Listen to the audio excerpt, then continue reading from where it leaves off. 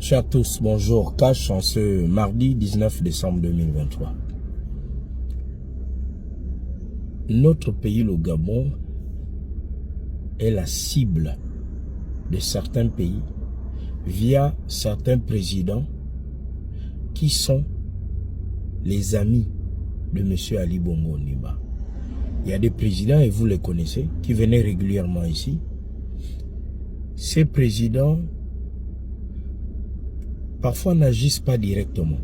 Ils vont voir d'autres personnes pour vouloir créer la bagarre.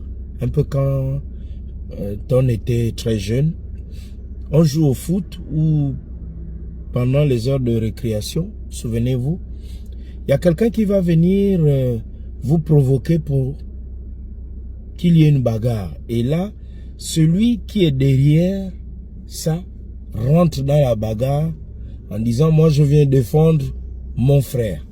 C'est de cela dont il est question. Le Gabon, il faut le retenir. Mais je m'adresse à mes frères gabonais, à nous jeunes Gabonais. Il n'y a pas que le football pour passer son temps à comprendre les mécanismes du jeu, à comprendre les transferts, le mercato. Tel coach va aller dans tel club, tel joueur va aller dans tel club, le championnat va se dérouler de telle façon pendant telle saison. Non. Être Gabonais, c'est mieux comprendre aussi son pays. Il ne suffit plus simplement de dire mon père, ma mère sont des Gabonais, mon village, mes arrière-grands-parents sont enterrés là. Non, il faut comprendre le fonctionnement de son pays. Sinon, c'est celui qui vient de loin qui comprend le fonctionnement de ton pays et qui le déstabilise mieux. Le Gabon a longtemps enrichi plusieurs pays. L'argent du Gabon a construit plusieurs pays. Donc, il y a parmi ces présidents-là, de ces pays-là, qui ont tissé des liens avec M. Ali Bongo. Et M. Ali Bongo, pour des raisons qui lui sont propres, vous savez, vous pouvez même naître même père, même mère, mais chacun a son comportement. D'aucuns vous diront, ah, il avait le mauvais cœur, il était rancunier. Là où d'autres n'étaient pas rancuniers ou n'avaient pas le mauvais cœur. Donc, ils se rendent compte que Ali Bongo Ondimba est tombé. Donc, Ali Bongo tombé, eh ben, ils n'ont plus leur business, leur mangement, comme on dit chez nous. Qu'est-ce qu'ils font? Ils passent par des voies diplomatiques, ils trouvent des alibis pour vouloir provoquer Oligui Nguema et créer un précédent où, comme ces pays-là ont des mercenaires, ils ont leur réseau pour vouloir déstabiliser le Gabon. C'est de cela dont il est question. Donc, c'est en pareille circonstance qu'on voit qui est Gabonais réellement, donc qui est patriote pour dire nous allons créer un bloc pour défendre notre pays. Soit on est du côté d'Ali Bongo et on comprend mieux pour qui on roule, parce que Ali Bongo, le même, pour ceux qui disent nous on est au PDG, nous on est les Omariens, nous on était avec Omar, lequel Ali Bongo a tué 2 fois Omar, mais vous êtes resté là, vous n'avez pas bougé. Mais vous soutenez Ali Bongo, mais vous ne soutenez pas Omar, qui a fait de vous ce que vous êtes. Donc on comprend bien qu'il y a un problème. Ils veulent donc déstabiliser le Gabon. Pourquoi? Parce que pour eux, c'est leur plantation. Je dis ça comme ça de façon grossière pour mieux me faire comprendre de tout le monde. C'est de cela dont il est question.